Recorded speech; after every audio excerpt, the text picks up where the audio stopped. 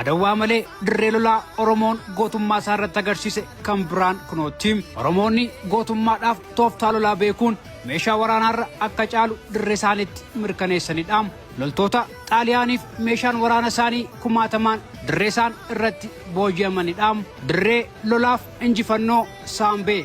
Saambeen Oromiyaa lixaa godina Iluu Abbaaboor magaalaa Goreerraa kallattii bahaatiin tilmaamaan kiiloomeetira 20 fagaattee argamti. Saambeen uummata Saambeef naannoo isheetti argamaniin loltoonniif hooggantoonni Xaaliyaanii bakka isaanitti mo'amanidha. Saambeen gajjallaa isheetiin laga qabar karaa mirgaaf bitaan ammoo bosonaaf gaardeeniin marfamtee kan argamtudha.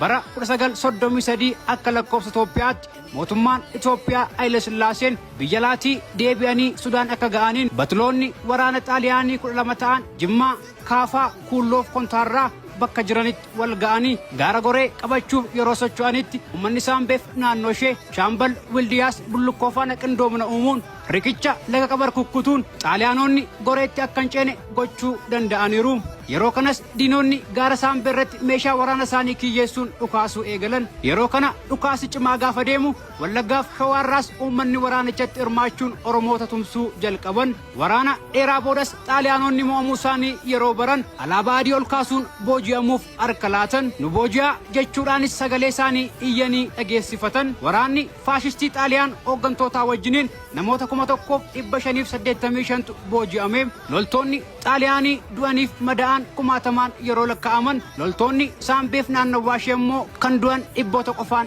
lakkaa'amu ture. Loltoota Xaaliyaanii kumootaan booji'aman malees meeshaaleen waraana isaanii kumaatamaan lakkaa'amu booji'ameera. Walumaa gala Saambeen dirree injifannoo loltoonni Oromoo gootummaa isaanii irratti agarsiisanidha.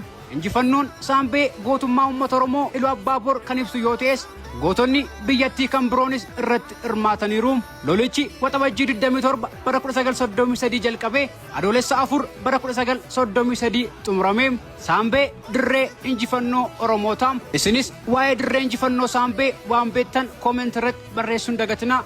Galatooma.